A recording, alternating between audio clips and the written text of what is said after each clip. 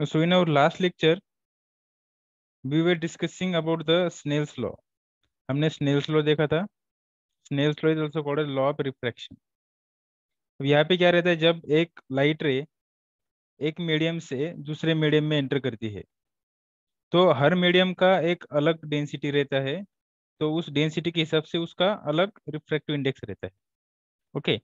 तो जब एक लाइट रे, सपोज एक लो डेंसिटी मीडियम मतलब लो रिफ्रैक्टिव इंडेक्स, लो डेंसिटी मतलब लो रिफ्रैक्टिव इंडेक्स मीडियम से अगर हाई रिफ्रैक्टिव इंडेक्स मीडियम में अगर सपोज प्रोपेगेट हो रही है, ट्रेवल हो रही है, तो वो जो रे होती है वो क्या होती है, बेंट होती है.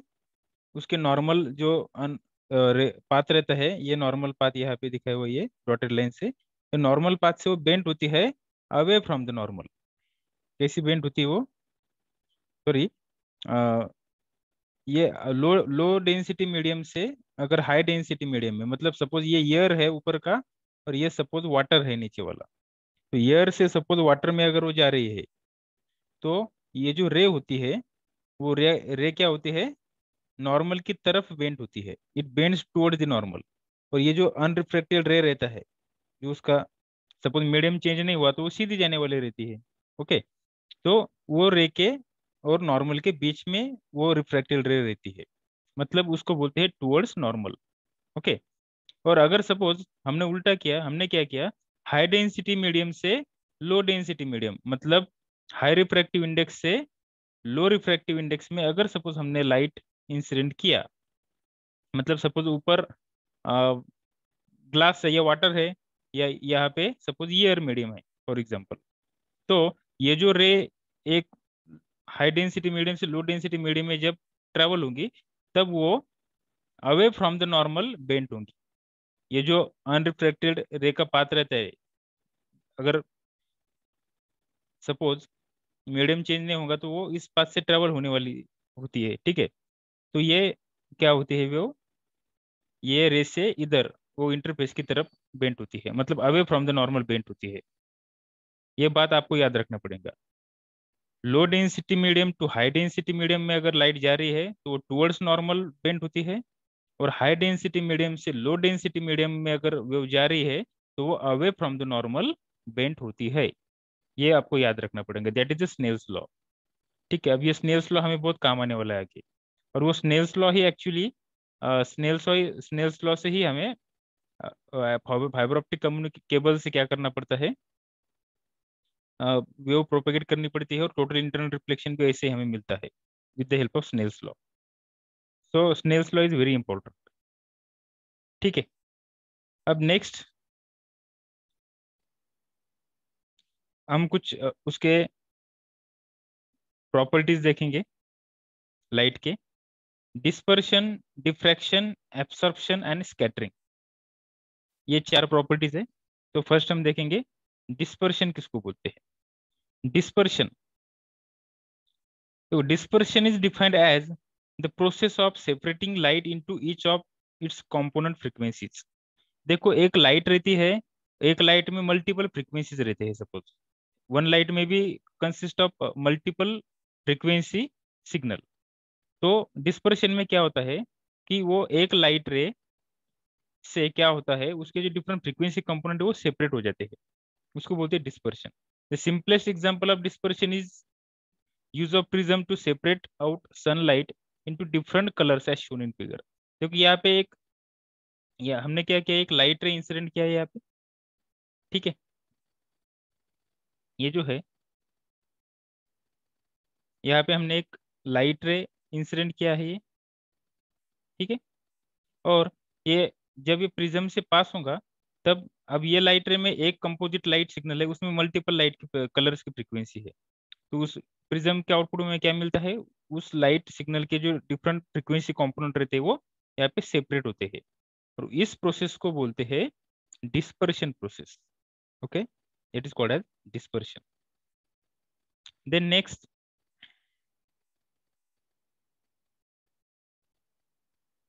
डिफ्रैक्शन. नेक्स्ट है diffraction. Diffraction is the process of bending of light when it is pass through an opening in an obstacle.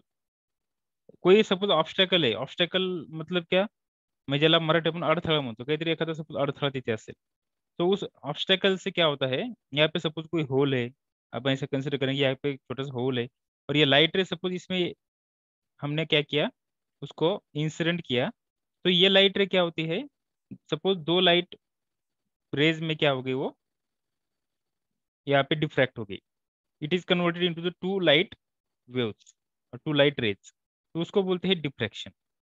तो diffraction is the process of bending of light when it is pass through an opening in N obstacle.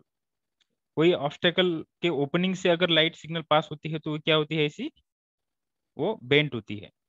ठीक है, तो एक ऐसे भी bent हो सकती है और ऐसे भी बेंट हो सकती है. ठीक है, that is called as diffraction. Light diffract होना मतलब क्या हो, bending of light.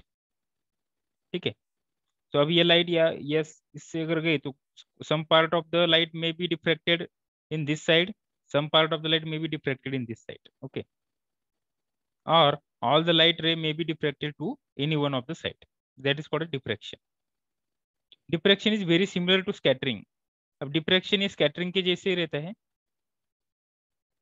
as shown in the figure 2.1.7. In diffraction, the optical rays get deflected. Optical ray क्या होते हैं, deflect होते हैं at the edges of large object and will travel in different direction. एक large object से वो क्या होते हैं, large object के edge से वो diffract होते हैं और डिफरेंट डायरेक्शन में वो क्या करते हैं, ट्रेवल करते हैं. Okay, so that is nothing but the diffraction. So third is the absorption. Absorption is the third property of light.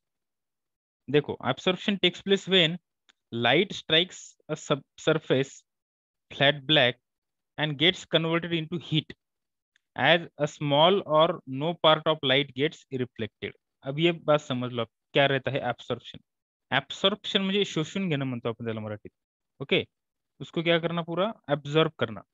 जैसे अगर सपोज हमने कोई पानी में अगर कोई कोई सपोज हमारे फ्लोर पे पानी गिरा हुआ है और हमने उसमें कुछ स्पंज या कापड़ रखा सपोज, तो वो कापड़ क्या करता है, वो उस वाटर को एब्जॉर्ब कर लेता है. ठीक है, तो that is nothing but the absorption.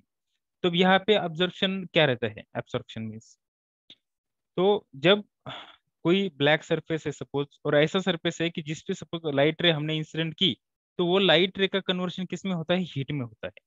और अगर लाइट का कन्वर्शन हीट में हो गया तो वो लाइट ना तो डिफ्रैक्ट हो रही है, ना तो रिफ्रैक्ट हो रही है दूसरे मीडियम में, और ना ही वो लाइट रिफ्लेक्ट हो रही है, वो हीट में कन्वर्ट हो गई. मीन्स एनर्जी कन्वर्शन हो गया वहाँ पे, light is converted into the heat. तो जब ऐसा होता है तो हमारे लाइट क्या होती है, लॉस होता है लाइट का, there is a loss of light signal. तो उसको बोलते हैं एब्सॉर्प्शन. एब्सॉर्प्शन मतलब क्या, light is convert when light incident on any surface, flat black surfaces suppose, then that light rays get converted into the heat, and in this way the lost light ray lost, or some or all part of the light may be lost. तो पूरी की पूरी light signal का भी heat में conversion हो सकता है, या कुछ पार्ट ऑफ द लाइट का भी इलेक्ट्रिक हीट में कन्वर्शन हो सकता है. तो इस प्रोसेस को बोलते हैं absorption. Absorption is the process of conversion of light ray into the heat. Then fourth है स्कैटरिंग. स्कॅटरिंग क्या होता है, स्कॅटर होना, विखुरणं म्हणतो आपण त्याला मराठीमध्ये. ओके, जैसे अगर कांच का ग्लास अगर जमीन पे गिर गया है, तो उसके टुकड़े टुकड़े क्या होते हैं, उसके पीसेस पूरे स्कैटर हो जाते हैं जिधर उधर, तो उसको बोलते हैं scattering.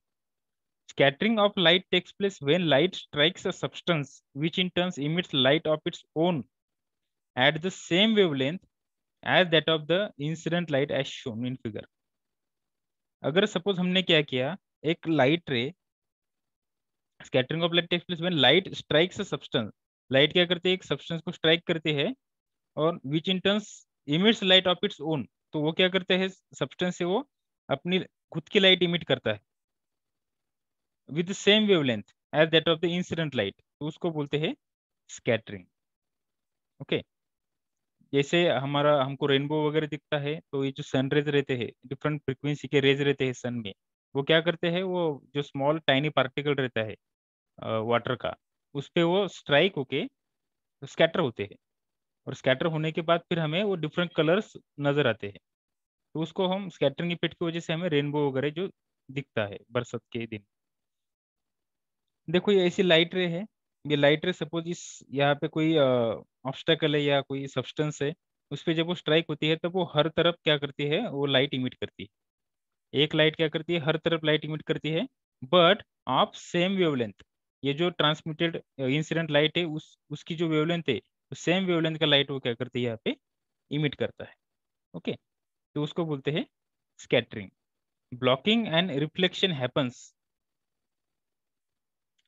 when an obstacle is large in size, but scattering of optical wave takes place if the object is small in size, typically equal to or smaller than the wavelength of the radio signal। देखो radio signal की जो wavelength रहती है उससे भी small जो particle रहता है, सपोज स्मॉल वाटर का पार्टिकल हो गया है या कोई कंपोनेंट हो गया है, एलिमेंट हो गया है, इतने बहुत ही टाइनी पार्टिकल पे वो लाइट जब इंसिडेंट होती है तब वो स्कैटरिंग इफेक्ट हमें मिलता है। बड़े ऑब्जेक्ट पे अगर लाइट हमने इंसिडेंट किया तो स्कैटरिंग इफेक्ट हमें नहीं मिलता। बड़े ऑब्जेक्ट पे अगर लाइट इंसिडेंट होगा तो वो लाइट ब्लॉक होती है। ठीक है, तो स्कैटरिंग कब होती है, जब लाइट रे बहुत ही टाइनी, बहुत ही स्मॉल ऑब्जेक्ट पे इंसिडेंट होता है, उसको स्ट्राइक करता है, तब वो डिफरेंट रेज में कन्वर्ट होता है। Okay, that is called as scattering.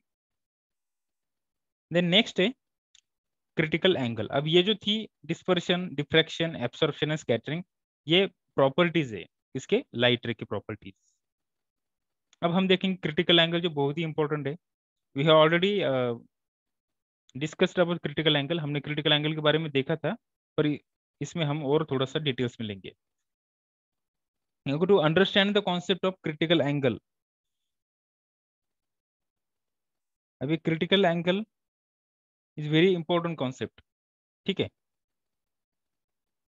तो यहाँ पे लाइट की प्रॉपर्टी तक आपको शायद कोई डाउट नहीं होगा, इसके बाद हमें अभी क्रिटिकल एंगल देखना है। तो क्रिटिकल एंगल समझने के लिए ये प्रॉपर्टी समझना बहुत इंपॉर्टेंट है।